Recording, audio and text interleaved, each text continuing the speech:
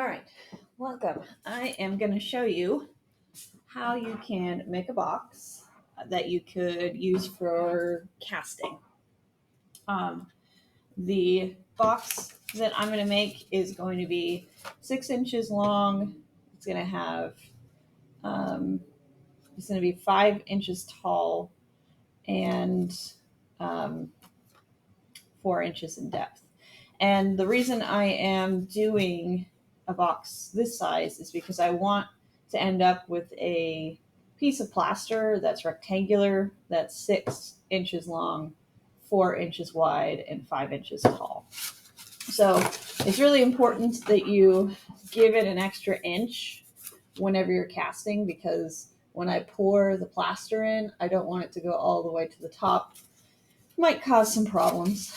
So you can see I have some just normal cardboard that I cut up. I cut it to the sizes that I need. I have 3 pieces. Do I need 3 pieces?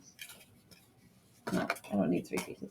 I have 2 pieces of 5-inch tall by 6-inch wide cardboard pieces.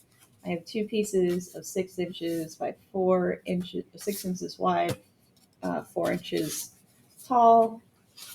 And then I have 2 that are 5 inches tall, 4 inches wide. And if you were casting something smaller, you would want to make your box smaller so that it fits around whatever it is you're casting. Or if you're making something larger, you'd want it to be larger than what you're casting. It is really important to note that if you want to cast something, you need it to be the correct size for the object that you're casting. And like I said, I'm just making a block of plaster, so it should work. This should work for what I need it to be. So the tape that I have, I'm using regular masking tape. You can theoretically use other tape, and it's probably better to use duct tape, but masking tape will work for what I need. So what I'm going to do is I'm going to start building the box by lining up the edges that should be touching. And then I'm going to tape one by one, making sure everything is aligned. And it's okay if it stretches around to the back. We're not only going to need to cover the edges with one layer of tape, we're going to have to tape from the outside too. Plaster isn't really that prone to leaking because it will solidify fairly quickly depending on the plaster you're using. But you want to make sure, like this is probably too short for this side, so I'm going to go ahead and put it over here. You want to make sure that you are not giving any of that water a chance to seep through and ruin your mold.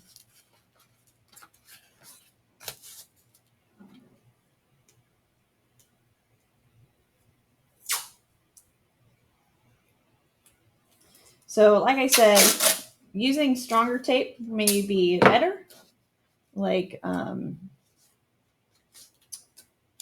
think that packing tape is great. Duct tape is great. This is pretty good masking tape, so I'm not too concerned with this not working for what I need. But there's always other options for tape too. I would not use like office tape. That would probably result in a mess. Alrighty. So once everything is aligned, the tape is on,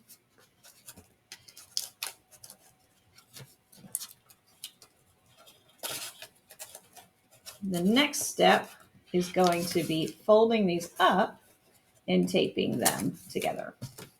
You can also fold it the other way if you want and tape that. I prefer the tape bends a little more easily when you fold it upward.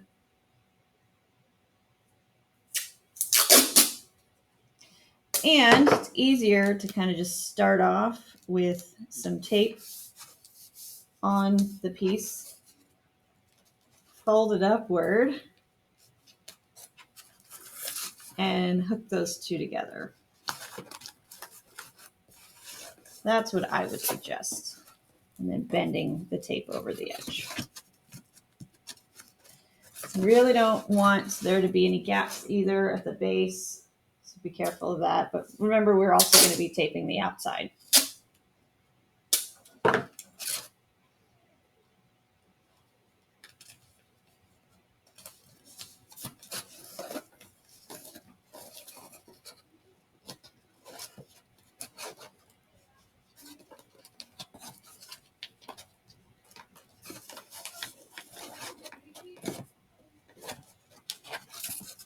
Alrighty. And I'm going to do either side here.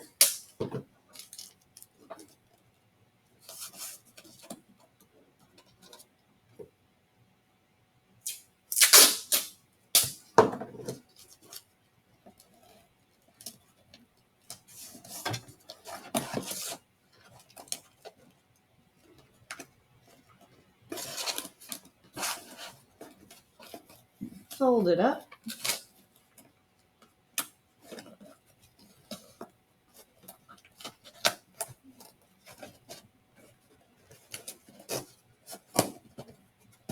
And it doesn't necessarily have to be pretty either,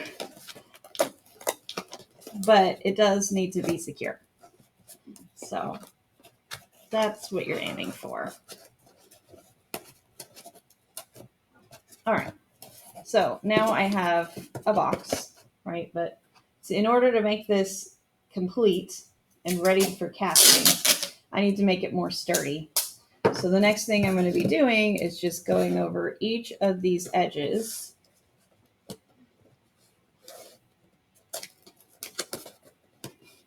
Making sure that there is no opportunity for leakage.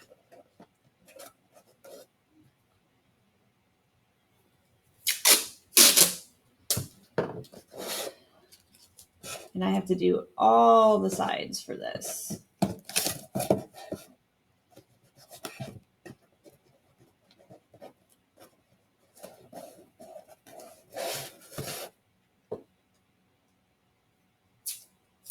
You'll notice that when I'm doing the outside, I like to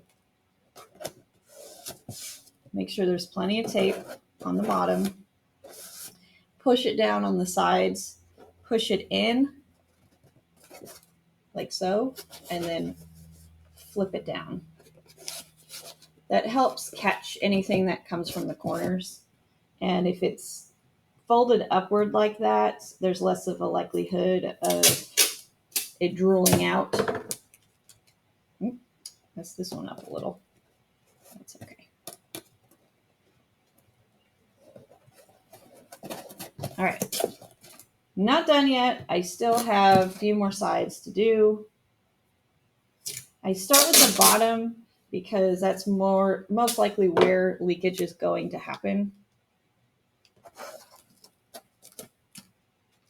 So that way, when I go to do the sides, they can fix any corners here with more tape. That's usually where I see the leakage coming from, is the corners. Corners at the bottom.